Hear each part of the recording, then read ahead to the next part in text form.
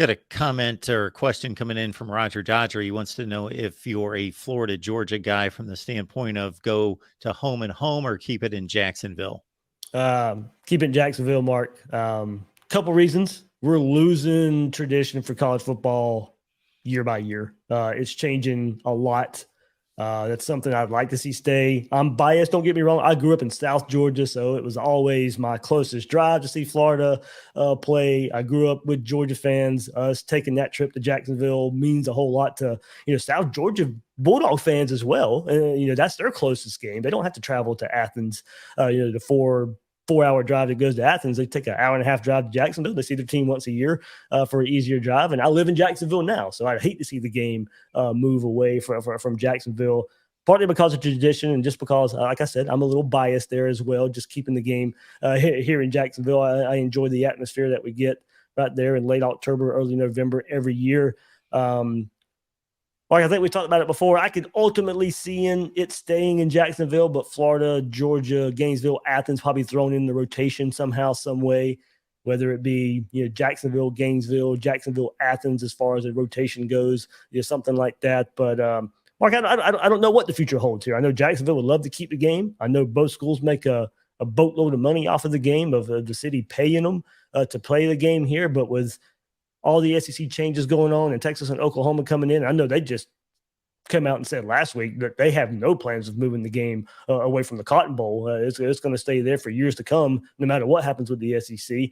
So, we'll see. The talk of moving it really didn't ramp up, Mark, till Kirby Smart got to Georgia and started throwing, the recruiting side of it in here. And I get that angle, but it's not hurting Georgia recruiting any. I mean, that's kind of, I think, where it gets lost on me a bit. It's not going to – I don't think it's going to affect Georgia recruiting one way or the other, especially now when you throw in one more conference game that gives them one more big game possibly every other year to have at home. So, that excuse gets a little lost on me just because of how well they're already recruiting and how well they're already doing.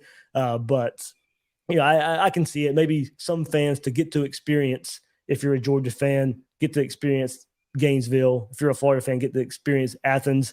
I can see a rotation happening sometime. David, I want to get your take on this. So speaking of the schedule, and of course, the SEC is currently working out its scheduling format moving forward with OU in Texas. We would expect sometime around the Destin late spring meetings that would come out. So I was amused by both the comments made by Nick Saban and by Brian Kelly. So Brian Kelly comes out and actually his comments pretty much went by everyone because they seemed legit, like, hey, I want a tough schedule. I came to the SEC. He gave us the same line that he did when he took the LSU job. I came to the SEC to play the best. So in terms of the schedule, he's like, bring it on, Alabama, whomever, bring it on. Well, my thought is that sounds good, Brian Kelly, but you're going to get the schedule that you're given anyway. So you might as well talk tough and sound like you want to take everybody on because you're going to have to play that schedule anyway.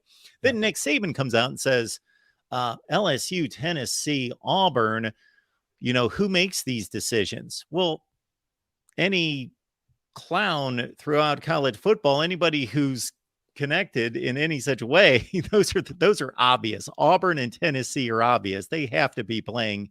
And then LSU and Alabama has been the highest rated TV game most seasons over the last 10 or 15 years. And it just amused me that Saban's, like, where did this come from? Like, we got to play these three teams. So that said, whether you want to comment on that or not, who are your three for Florida? So I'll go to the comments first, Mark. My thing is, and I've thought about this, is it really that big of a deal if it's going to be the 3 permanent and 6 rotating, where you play 6 one year and 6 the next year? In that format, you're going to play LSU every other year anyway. Is it really going to be that big of a factor if you have to play them every year? I mean, I think once you throw in 9 conference games, the difficulty of the schedule, I think the margin kind of goes down, or it gets even for a little bit for everybody in the conference, since you're having to play every other team every other year. Absolutely. Anyway, so it's not that big of a deal to me, who you play every other year. Would it stink to lose some games that we're going to play every year? Yeah, I mean, it does look like if Ross Dellinger and his support, he's got a lot of SEC contacts, and he's thrown out kind of what he's heard, and he's heard for Florida. Of course, you're keeping Georgia. That game's not going anywhere. And then Oklahoma and South Carolina, I believe, are the three schools that Ross Dellinger put out there. So, of course, South Carolina makes a bit of sense playing them since the SEC East, but Oklahoma, okay, well, that's kind of a new one there. That would be for Florida. Florida has a rivalry with LSU, but you just throw out LSU's, and okay, you can't.